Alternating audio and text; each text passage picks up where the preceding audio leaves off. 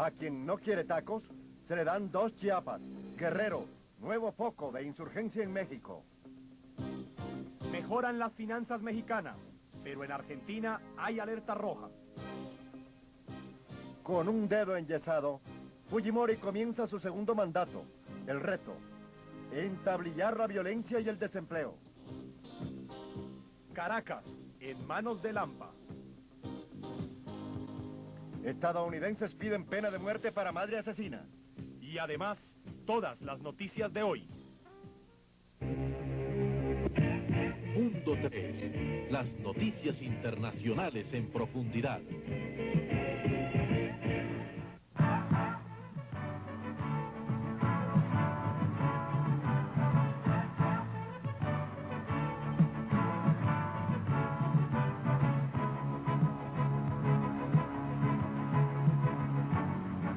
Buenas noches. Los temores de una nueva revuelta popular en México se han intensificado en las últimas horas debido a amenazas procedentes de la localidad de Guerrero, una nueva bofetada del México rural y atrasado cuyas repercusiones sociales podrían ser incalculables.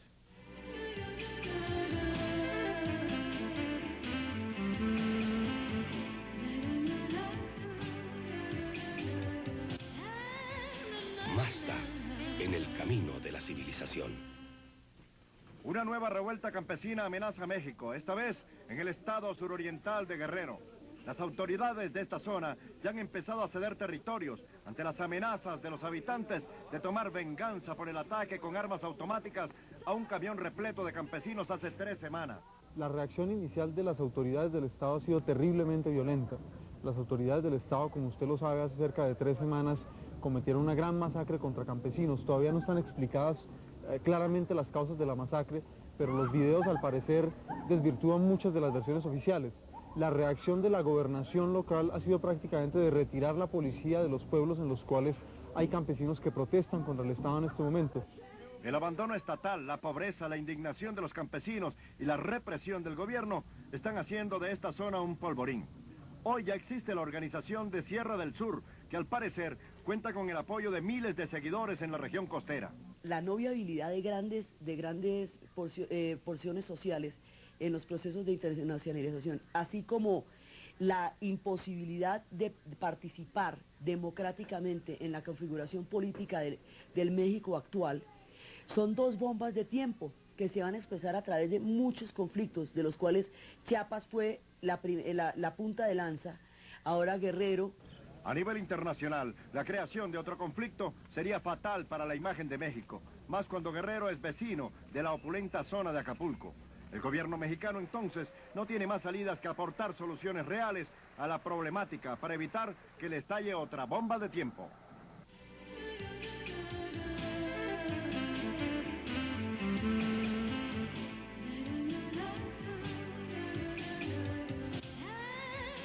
Mazda, en el camino de la civilización. En el plano financiero, no obstante, México comienza a entregar a los inversionistas extranjeros señales de recuperación después de su resonante crisis. En Argentina, en cambio, está prendida la alerta roja. Sofocol Limitada, importador exclusivo de Cónica, patrocina la sección económica. En las crisis económicas, las apuestas sobre quién gana y quién pierde están en la mesa de juego. Un juego que ya se ve entre México y Argentina sobre el futuro inmediato a nivel económico. México, que estuvo al borde del colapso hace 7 meses, cuando estalló la crisis del peso, empieza a recuperar su imagen ante los inversionistas internacionales, mientras que la cara de Argentina resulta menos optimista con los tiempos duros que también atraviesa. El plan de estabilización del presidente Zedillo avanza con paso lento pero seguro, sin olvidar que muchos manitos han tenido que pagar un alto precio por la crisis financiera reflejada en el desempleo. Pero su efectividad es alentadora para el mundo internacional. Sí ha sido efectivo porque ya se ha recuperado la confianza internacional, que era lo que en un principio se había perdido. Los indicadores macroeconómicos también se han ya estabilizado y recuperado. Y en lo referente a la inflación, también ha habido ya un avance muy significativo. Con tasas, por ejemplo, en mayo superiores al 8% en el mes de mayo. Ya para el mes de julio el ajuste ha sido tan fuerte que para este mes de julio se espera una inflación alrededor del 2%. Por tierras del sur, El dolor apenas comienza a sentirse con el desempleo que llega al 18.6%. Muchos capitales salieron con la crisis mexicana. Hoy, en Unión, los empresarios argentinos piden una urgente reducción a los impuestos patronales, lo que ayudaría a contrarrestar el desempleo. Una disminución en los impuestos al trabajo tiene un efecto positivo en el sentido de que el ingreso disponible de los empleados aumenta y entonces el consumo, y con el consumo la demanda agregada sube, y esto tiene un efecto positivo sobre las ventas de las empresas y puede aumentar el empleo. Sin embargo, también hay que mirar el efecto que esto puede tener sobre los ingresos del Estado en una situación en la cual hay un precario equilibrio fiscal. La carrera entre los dos continúa, pero de manera independiente, por vencer a la inflación y el desempleo. Dolores de cabeza del diario vivir. Sofocol Limitada, importador exclusivo de Cónica, patrocinó la sección económica. El presidente peruano Alberto Fujimori informó hoy que permanecerá por lo menos durante un mes con un vendaje en su mano izquierda por haberse fracturado el dedo del corazón. Algo más que corazón necesitará Fujimori a propósito para combatir en su segundo mandato los fantasmas de la desocupación y la pobreza. Noticia del día, con el patrocinio de Avianca, la aerolínea de los colombianos. El principal desafío que enfrenta el presidente peruano Alberto Fujimori, quien comenzó esta semana su segundo periodo, es controlar la pobreza generalizada y el desempleo. Fujimori se anotó muchos puntos con los economistas estadounidenses durante su primera gestión de 5 años por estabilizar la economía hiperinflacionaria de Perú. El programa de austeridad, conocido como el Fujimorazo, logró bajar la inflación del 12.000% en 1990 a solo el 11% este año, y el crecimiento económico alcanzó el 13% en 1994, el más rápido del mundo. Pero con una hiperinflación controlada, que ya no amenaza el ingreso, y el grupo guerrillero Sendero Luminoso debilitado, los peruanos ahora esperan que Fujimori aborde dolencias crónicas pospuestas desde hace mucho tiempo, especialmente en el plano social. En el Perú, Fujimori logró reducir los índices de inflación de cifras de 3 dígitos a cifras de 10%, y eso se constituye en un logro muy importante para el pueblo peruano. Igual con el caso de la violencia y el caso del terrorismo, logró desmantelar gran parte de la cúpula de Sendero Luminoso, que tiene la necesidad de articular los logros económicos que ha tenido con una intensificación de la democracia, con la necesidad de abarcar muchísimos más sectores de la población dentro de sus reformas económicas. Perú está negociando un acuerdo parecido al Plan Brady con los bancos comerciales, y una vez que lo logre, tendrá que reanudar los pagos y se reducirán los fondos disponibles para las necesidades sociales. Noticia del día, con el patrocinio de Avianca, la aerolínea de los colombianos. Bueno, y seguimos en Sudamérica, pero esta vez en Venezuela. El incremento de la delincuencia en las calles de Caracas ha generado severos cuestionamientos contra el gobierno. Caracas, una de las ciudades más cosmopolitas de Latinoamérica, cumple 428 años de su fundación, azotada por altos índices de violencia. Con más de 5 millones de habitantes, la capital de Venezuela, que en un tiempo era conocida como la sucursal del cielo, enfrenta un promedio mensual de 200 homicidios según cifras oficiales. Desplegada de este a oeste, en un prolífico valle dominado por una alta montaña, Caracas fue fundada en 1567 por el conquistador español Diego de Lozada. Pero de la sucursal del cielo ha pasado a ser la sucursal del infierno. Un diagnóstico de la Comisión de Política Interior del Congreso venezolano indica que en lo que va de 1995 han sido asesinadas en la ciudad 1.217 personas, y de esta cifra, un 35% eran menores de edad. Pero este año se calcula que se registrarán 3.500 homicidios, indicó el estudio. El área metropolitana de Caracas, políticamente, está dividida en 5 municipios: Chacao, Baruta, Sucre, Libertador y Vargas. La mayoría de los delitos se cometen en las zonas pobres, ubicadas en su mayoría en el oeste de la ciudad, en el cordón de miseria que colma gran parte de las lomas que se levantan en el valle. En lo que va de este año, el 75% de los crímenes han ocurrido en 19 zonas marginales de alto riesgo, que solo cubren 200 policías. Sin embargo, las autoridades expresaron que en los últimos meses sí ha visto un cambio en los actos delictivos.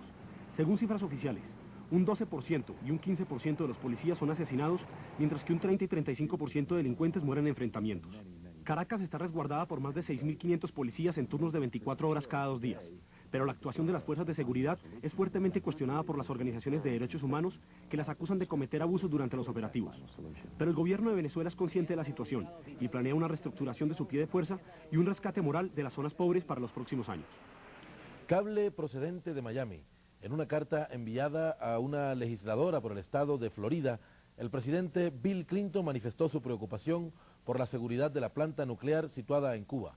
En Cuba, a propósito, se conmemoró esta semana el famoso Día de la Rebeldía, que propició nuevas reflexiones sobre la situación de la isla. Cuba celebró el miércoles su histórico Día de la Rebeldía, en medio de la rebeldía de quienes rechazan su sistema comunista.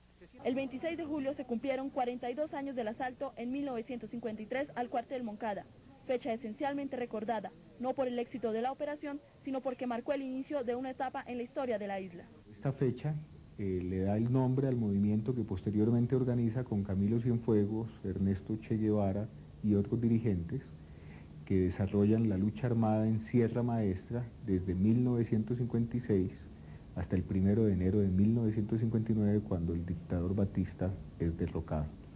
Luego del frustrado asalto al cuartel Moncada, Castro fue apresado y en su defensa pronunció el inolvidable discurso conocido como La historia me absolverá, en el que describió el modelo político que hoy tiene Cuba. Para América Latina este fenómeno tuvo mucha importancia, porque fue la única dictadura que cayó como consecuencia de la lucha armada, lucha que derivó en un proceso de revolución económico y social, que ha durado más de 40 años, pero que al parecer para muchos expertos está ya fuera de contexto. Una vez conocida la sentencia de cadena perpetua contra Susan Schmidt, la mujer que ahogó a sus 2 pequeños hijos, los estadounidenses armaron el debate de siempre sobre la pena de muerte para este tipo de delitos.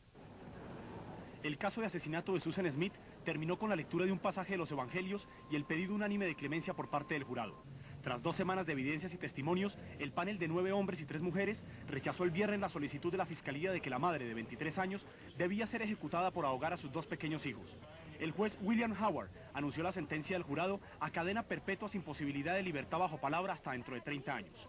No hubo un resultado bueno en este caso, dijo el defensor David Brooke a los periodistas, luego de pedir a los jurados que optaran por clemencia en forma de cadena perpetua, definiendo el caso como una horrible tragedia humana. Irónicamente, un testigo importante en el caso Smith resultó ser su abusivo padrastro Beverly Russell, quien abusaba de ella sexualmente desde los 16 años y sostuvo relaciones sexuales con ella hasta 2 meses antes de los asesinatos. Russell dijo al jurado que era parcialmente culpable de la muerte de los niños.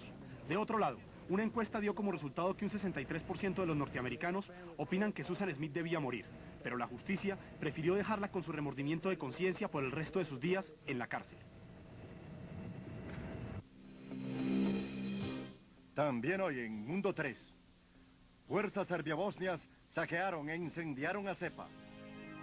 Y la pesadilla de Ruanda sigue su curso.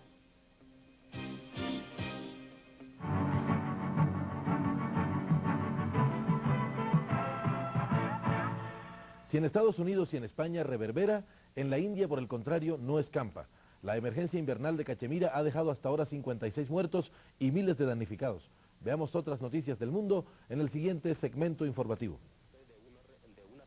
El gobierno venezolano amenazó con aceptar las renuncias masivas de unos 9.000 trabajadores del sector judicial que han estado en huelga desde el 11 de julio. Juan Nepomuceno Garrido dijo que es muy posible que el gobierno acepte las renuncias de aquellos trabajadores que amenazaron con dejar el cargo si sus exigencias salariales no eran cumplidas. Un portavoz del Consejo Judicial, el organismo administrativo del sistema de tribunales venezolanos, dijo que la rama judicial necesitaba aproximadamente 44 millones de dólares para satisfacer las exigencias salariales de los trabajadores en huelga. Los trabajadores estatales de la provincia de San Juan, en el noroccidente de Argentina, protestaron contra un plan de recortes a los salarios mayores de $400 al mes. Las manifestaciones coinciden con la llegada de los cheques de pago de junio, que serán los primeros en mostrar el recorte salarial, que fue autorizado a pesar del voto de la legislatura provincial en el que se anulaban las reducciones. El gobernador de la provincia de San Juan, Juan Escobar, obtuvo el apoyo del ministro de Economía, Domingo Cavallo, para su plan de seguir adelante con los recortes a pesar del voto de la legislatura. Un hombre armado y 2 rehenes murieron en un dramático asalto a un autobús que había sido secuestrado en la ciudad alemana de Colonia. Los comandos alemanes tomaron por asalto el autobús después de un careo que duró más de 6 horas, acribillando a balazos al hombre armado. Dijeron que uno de los rehenes y el conductor del autobús fueron encontrados muertos posteriormente. El hombre armado había capturado el vehículo con 20 pasajeros a bordo, después de disparar, hiriendo a un oficial de policía y al conductor. Israel declaró que decidiría pronto si va a solicitar a Estados Unidos la extradición del presunto oficial del grupo Hamas, Musa Abu Marzouk. Un portavoz del gobierno israelí, Uri Dromi, dijo que su gobierno estaba en contacto con las autoridades legales en los Estados Unidos y que posiblemente procederá a la extradición. En Gaza, un portavoz de la Organización para la Liberación de Palestina, OLP, Marwan Kanafani, dijo que si Abu Marzouk hubiera cometido alguna infracción de las leyes en los Estados Unidos, entonces las autoridades estadounidenses son las que tendrían que tratar el asunto. Las fuerzas serbio-bosnias han saqueado e incendiado la población de Zepa en el oeste de Bosnia y afirman haber matado al comandante musulmán de esa mal llamada zona de seguridad. En Sarajevo, croatas serbios junto con serbios bosnios y musulmanes rebeldes lanzaron un ataque coordinado contra el enclave de Bihać, causando la huida de más de 8.000 refugiados y tomando cerca de una tercera parte del enclave. La portavoz de la ONU, la mayor Miriam Shushaki, dijo que según observadores de las Naciones Unidas se escucharon explosiones y disparos cerca de Todorovo. Hasta el momento, la zona del pueblo de Bihać, designada como segura por la ONU, no ha sido atacada, añadió. Sin embargo, más al sur, en una operación que se cree está destinada a aliviar la presión sobre el gobierno bosnio en Bihać, una fuerza de tropas del gobierno croata y croatas bosnios capturó los pueblos de Grahovo y Glamog, tras duros bombardeos que causaron la huida de unos 20.000 civiles serbios. Sobre este tema nos llega el siguiente cable. Fuerza serbio-bosnias y una milicia musulmana aliada siguen acosando con ataques a Bihać, un enclave en el noroeste de Bosnia controlado por el gobierno. La Hermandad para los Refugiados Musulmanes de Bosnia comienza a reflejarse en el concierto internacional, tras la teletón llevada a cabo en los Emiratos Árabes Unidos, que lograron reunir 43 millones de dólares. Durante la transmisión, la gente tuvo la oportunidad de ver imágenes correspondientes a los ataques de los serbios bosnios contra los refugiados musulmanes, niños, mujeres y hombres escapando de los bombardeos.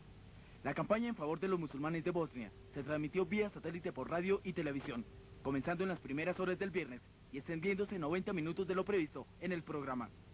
Fuentes del gobierno de los Emiratos Árabes Unidos dijeron que la campaña fue un absoluto éxito, aún más cuando se pasaron las imágenes de reportes en vivo desde Bosnia y entrevistas con la gente en las calles.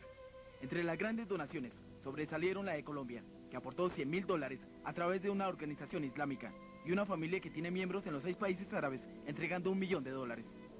La liberación de prisioneros efectuada hoy en Dublín fue interpretada como un gesto de buena voluntad del gobierno encaminado a facilitar el proceso de paz en Irlanda del Norte.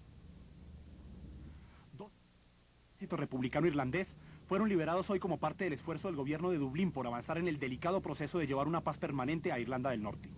Los 12 miembros del IRA, que cumplían sentencias por robo armado o posesión de armas y que en su mayoría deberían dejar la cárcel en el transcurso de los próximos 2 años, fueron recibidos en el exterior de la prisión, situada al sur de Dublín, por familiares y partidarios.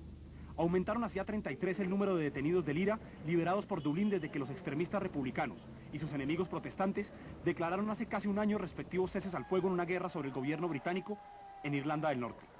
Gran Bretaña ha rechazado conceder una amnistía a los guerrilleros de ambas partes, pero esta semana aceptó transferir a 3 prisioneros del IRA de Inglaterra a cárceles de Irlanda del Norte, donde estarán más cerca de sus familiares. Londres está concentrando sus esfuerzos en insistir en que el IRA entregue todas sus armas antes de que puedan efectuarse conversaciones entre las partes involucradas para determinar el futuro de la región.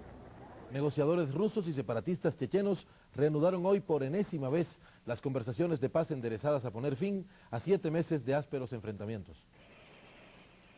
Las conversaciones entre rusos y separatistas chechenos suspendidas durante 3 días se reanudaron hoy. Aunque las dos partes parecían estar más distantes que nunca y los delegados rusos mostraron poco optimismo, el negociador Vyacheslav Mikhailov insistió en que el punto principal del día de hoy fue la discusión de cuestiones militares. Mikhailov dijo que se hicieron avances en la ejecución de acuerdos para crear grupos de observadores, intercambio de listas de prisioneros y mapas de áreas minadas. Pero el único logro concreto de las conversaciones de paz ha sido una tregua endeble que continuamente se ve rota por informes de matanzas en la región caucasiana. Mientras tanto, Rusia insiste en que Chechenia debe mantenerse dentro de la Federación Rusa. Las operaciones en varios reactores nucleares en Rusia y Europa Oriental se están tornando cada vez más arriesgadas y cuestionadas. Hoy en Kiev, capital de Ucrania, activistas europeos protestaron frente a la embajada francesa ante la firme decisión del presidente Jacques Chirac de reanudar las pruebas nucleares en el atolón de Mururoa en el Pacífico Sur. Mientras que 2 de los activistas permanecieron encadenados en la puerta de la embajada, una mujer simulaba con un gigantesco globo la explosión que se hará en el atolón. Los protestantes piden un bloqueo económico contra los productos franceses hasta que este gobierno renuncie a su intención. Esta protesta hace parte del movimiento ecológico denominado Caminar a través de Europa por una tierra libre de pruebas nucleares. La mayor parte de los españoles no está convencida de que su jefe de gobierno, Felipe González, dijo la verdad al Congreso cuando manifestó que no sabía de la creación de escuadrones de la muerte, reveló este sábado una encuesta. El presidente del gobierno español, Felipe González, aparentemente ha logrado nuevamente esquivar las exigencias de la oposición para que convoque inmediatamente a elecciones generales. Pero en un ambiente político caldeado por una aparente imparable oleada de escándalos políticos, su éxito depende de las condiciones políticas y podría ser solo temporal. González se presentó por su propia voluntad ante una sesión especial de la legislatura para rechazar enérgicamente acusaciones formuladas por un exdirigente vasco socialista de que estuvo involucrado en actividades del Grupo Antiterrorista de Liberación, GAL, durante la década de 1980. Estoy preparado para aceptar mis responsabilidades, pero no para ser barrido por una campaña de calumnias con base en el odio, la desinformación y la manipulación, declaró González. El grupo GAL asesinó a 27 personas en la región vasca del sudoeste de Francia entre 1983 y 1987. 2 exaltos funcionarios policiales fueron hallados culpables de crímenes, entre los que se incluyen exfuncionarios gubernamentales que enfrentan varias acusaciones. Los partidos de oposición de derecha e izquierda repitieron su demanda a González de que renuncie y convoque a elecciones inmediatas. Para nosotros el tiempo...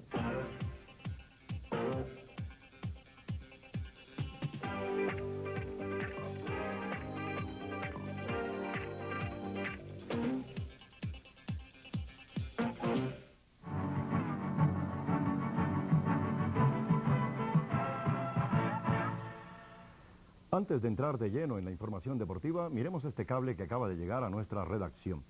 Israel levantó la clausura de la frontera que dejó a unos 2 millones de palestinos atrapados en Cisjordania y Gaza durante 5 días después del ataque de extremistas islámicos. Ahora sí, entremos en materia. En Italia se produjo hoy un hecho histórico, nueva marca mundial de salto largo. El cubano Iván Pedroso, de 22 años, rompió la marca mundial en salto largo o salto de longitud al volar una distancia de 8 metros 96 centímetros en Italia, en el marco del torneo Ferrari de atletismo. El registro batido pertenecía al estadounidense Mike Powell, impuesto en Tokio en 1991 con 8 metros 95 centímetros. El caribeño, que inició su carrera en 1988, es la esperanza de la modalidad para superar los 9 metros antes de finalizar la década. Entre tanto, ha recibido un auto Ferrari avaluado en $130.000. Hace menos de una semana, Miguel Indurain culminó un esfuerzo de 20 días en el exigente Tour de Francia, donde se coronó campeón, y hoy le quedaron fuerzas y agallas para ganar el Master Criterium que se corrió en Moscú. Un fenómeno, el pedalista navarro. Pasemos enseguida a la Fórmula 1. Damon Hill, el británico del equipo Williams, logró para mañana su quinta primera posición en la temporada de Fórmula 1 en el patio del campeón mundial y puntero este año, Michael Schumacher. El alemán fue segundo en Benetton. David Coulthard, compañero de Hill, partirá tercero. El Ferrari de Gerhard Berger será cuarto y el brasilero Barrichello en Jordan saldrá desde la quinta posición en el Gran Premio de Alemania. El hecho deportivo de este sábado fue sin duda la reaparición de la tenista Mónica Seles, después de 2 años de ausencia forzosa debido a la acción de un criminal que la agredió. La extraordinaria deportista con más kilitos y un rostro más maduro derrotó en su reaparición a la legendaria Martina Navratilova. Una noticia muy grata para los amantes del deporte. El marcador no debe decir mucho. El encuentro sí es histórico. Regresó Mónica Seles y se impuso a Martina Navratilova en un partido de exhibición. La Seles era la número 1 del mundo cuando se retiró a causa de una agresión que sufrió a manos de un fanático. Esta vez tampoco la intolerancia pudo con la voluntad de una atleta. Ahora las canchas han recobrado el talento de Mónica para bien del deporte. Seguimos en tenis, esta vez en el torneo de Montreal. Andrea Agassi venció al sueco Mats Wilander 6-2, 6-0 en la ronda semifinal y mañana enfrentará al ganador entre su compatriota Pete Sampras y el también sueco Thomas Envid. Firmas de pases en el fútbol por esta época, no solo en Colombia, sino en todas las latitudes. A continuación, los dejamos con las condensadas del fútbol. Roberto Carlos, el magnífico lateral de Brasil y del Palmeiras, firmó con el Inter de Milán. Jugará la definición del Campeonato Paulista y partirá en septiembre. Flamengo estrenó ante Guaraní su tripleta de ataque, Edmundo, Savio, Romario. El marcador final fue 1-1. Edmundo anotó por Fla, pero la estelar nómina quedó en deuda. Claudio García, jugador de Racing, había fichado para Internacional de Porto Alegre. Al final, sus kilos de más lo devolvieron al Río de la Plata. Quien sí se queda en ese equipo es el arquero Goicoechea.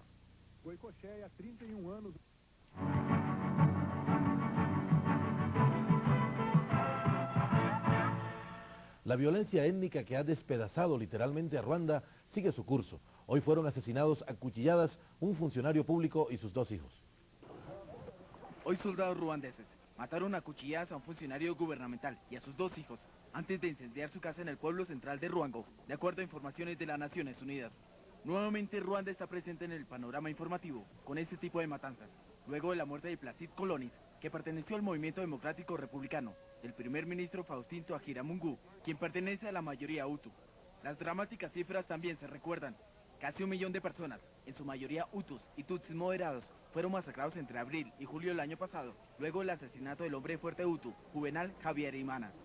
Al mismo tiempo, el grupo Médicos Sin Fronteras manifestó a los medios de comunicación que poderosas figuras Hutu y Tutsi están propagando el odio en los campos de refugiados y dentro del país. De esta manera se quieren pedir el retorno a sus hogares de 2 millones de refugiados Hutus. Las víctimas de la guerra, que llegan a 2 millones de Hutus, han huido a Burundi, Tanzania y Zaire entre abril y julio del año pasado, que también serán asesinados por las victoriosas tropas del Frente Patriótico Ruandés en venganza por el genocidio. Unas víctimas que aún no encuentran una tierra en la cual morir en paz, así el alimento ni siquiera sea una virtud de su existir. Más de 20.000 personas han muerto desde cuando estalló la violencia en la India. El pueblo culpa de su situación en gran medida a los políticos. Además de los problemas con los turistas secuestrados por parte de un grupo guerrillero en la India, los políticos también parecen ser una piedra en el zapato del país. Hoy los dirigentes de Cachemira rechazaron los planes hindúes de celebrar elecciones en la disputada región, manifestando que la propuesta está dirigida a impresionar a los países occidentales y no a encontrar una solución a sus problemas. En junio pasado, India extendió su mando directo sobre Jammu y Cachemira, la única provincia de mayoría musulmana en el estado hindú, que ha expresado el deseo de iniciar su propio proceso democrático. Los líderes separatistas han manifestado reiteradamente que la actual crisis de Cachemira es el resultado directo de una elección, por eso su rechazo a que se lleven a cabo, pues no sería una verdadera solución. Más de 20.000 personas han muerto desde que estalló la violencia en el estado, cuando Cachemira en 1990 se rebeló contra el gobernante partido del Congreso de Nueva Delhi y la Conferencia Islámica, que conformaron una alianza electoral en 1987. Una extraña fiebre se ha apoderado de Irlanda, el baile al estilo vaquero. Cientos de miles de bailarines en Irlanda del Norte y en la República Irlandesa están disfrutando de la última fiebre del baile, el estilo vaquero. El baile siempre ha sido muy importante para los irlandeses, pero ahora aproximadamente 500.000 de personas ha dejado el traje tradicional y los tip-lips, bailes tradicionales, para ponerse los sombreros de Stimson, las botas de vaquero y asistir a las contradanzas. Nadie puede decir con precisión cuándo este baile cruzó el Atlántico o por qué. Algunos dicen que probablemente fue traído por los aficionados irlandeses al fútbol que viajaron a Estados Unidos el año pasado a ver a su equipo jugar en la Copa Mundial. Otros dicen que es simplemente una variación de los bailes irlandeses tradicionales. Después de un duro día de trabajo, las instalaciones de la fábrica se convierten en un salón de baile para elegir al equipo ganador. Y bien, mis amigos, se nos acabó el tiempo, pero mañana volveremos con ustedes en nuestro horario habitual de las 8 de la noche. La cita será como siempre aquí por el Canal 3, Más para Ver. Feliz descanso.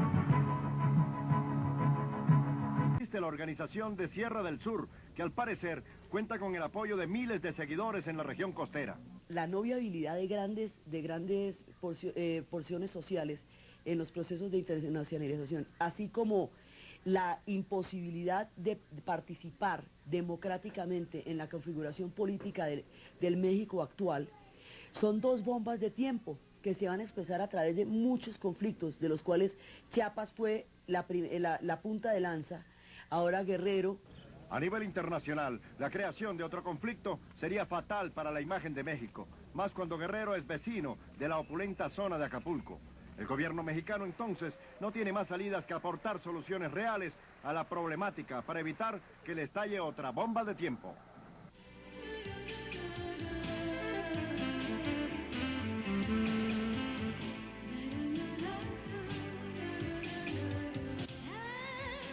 Mazda, en el camino de la civilización. En el plano financiero, no obstante, México comienza a entregar a los inversionistas extranjeros señales de recuperación después de su resonante crisis. En Argentina... A quien no quiere tacos, se le dan 2 Chiapas. Guerrero, nuevo foco de insurgencia en México. Mejoran las finanzas mexicanas, pero en Argentina hay alerta roja. Con un dedo enyesado, Fujimori comienza su segundo mandato. El reto, entablillar la violencia y el desempleo. Caracas, en manos de Lampa. Estadounidenses piden pena de muerte para madre asesina. Y además, todas las noticias de hoy. Mundo 3. Las noticias internacionales en profundidad.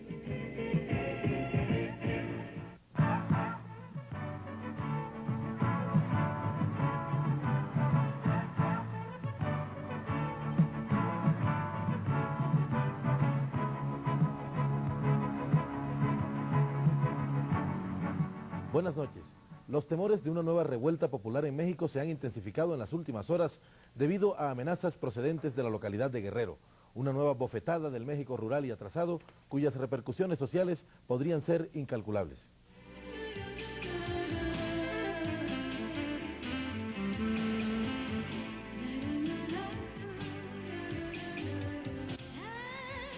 Mazda, en el camino de la civilización. Una nueva revuelta campesina amenaza a México, esta vez en el estado suroriental de Guerrero. Las autoridades de esta zona ya han empezado a ceder territorios ante las amenazas de los habitantes de tomar venganza por el ataque con armas automáticas a un camión repleto de campesinos hace 3 semanas. La reacción inicial de las autoridades del Estado ha sido terriblemente violenta. Las autoridades del Estado, como usted lo sabe, hace cerca de 3 semanas cometieron una gran masacre contra campesinos. Todavía no están explicadas claramente las causas de la masacre, pero los videos al parecer desvirtúan muchas de las versiones oficiales. La reacción de la gobernación local ha sido prácticamente de retirar la policía de los pueblos en los cuales hay campesinos que protestan contra el Estado en este momento. El abandono estatal, la pobreza, la indignación de los campesinos y la represión del gobierno están haciendo de esta zona un polvorín. Hoy ya existe... En cambio, está prendida la alerta roja. Sofocol Limitada, importador exclusivo de Cónica, patrocina la sección económica. En las crisis económicas, las apuestas sobre quién gana y quién pierde están en la mesa de juego. Un juego que ya se ve entre México y Argentina sobre el futuro inmediato a nivel económico. México, que estuvo al borde del colapso hace 7 meses, cuando estalló la crisis del peso, empieza a recuperar su imagen ante los inversionistas internacionales, mientras que la cara de Argentina resulta menos optimista con los tiempos duros que también atraviesa. El plan de estabilización del presidente Zedillo avanza con paso lento pero seguro, sin olvidar que muchos manitos han tenido que pagar un alto precio por la crisis financiera reflejada en el desempleo. Pero su efectividad es alentadora para el mundo internacional. Sí ha sido efectivo porque ya se ha recuperado la confianza internacional, que era lo que en un principio se había perdido. Los indicadores macroeconómicos también se han ya estabilizado y recuperado. Y en lo referente a la inflación, también ha habido ya un avance muy significativo, con tasas, por ejemplo, en mayo superiores al 8% en el mes de mayo. Ya para el mes de julio el ajuste ha sido tan fuerte que para este mes de julio se espera una inflación alrededor del 2%. Por tierras del sur, el dolor apenas comienza a sentirse con el desempleo que llega al 18.6%. Muchos capitales salieron con la crisis mexicana. Hoy, en Unión, los empresarios argentinos piden una urgente reducción a los impuestos patronales, lo que ayudaría a contrarrestar el desempleo. Una disminución en los impuestos al trabajo tiene un efecto positivo en el sentido de que el ingreso disponible de los empleados aumenta y entonces el consumo, y con el consumo la demanda agregada sube, y esto tiene un efecto positivo sobre las ventas de las empresas y puede aumentar el empleo. Sin embargo, también hay que mirar el efecto que esto puede tener sobre los ingresos del Estado en una situación en la cual hay un precario equilibrio fiscal. La carrera entre los dos continúa, pero de manera independiente, por vencer a la inflación y el desempleo. Dolores de cabeza del diario vivir. Sofocol Limitada.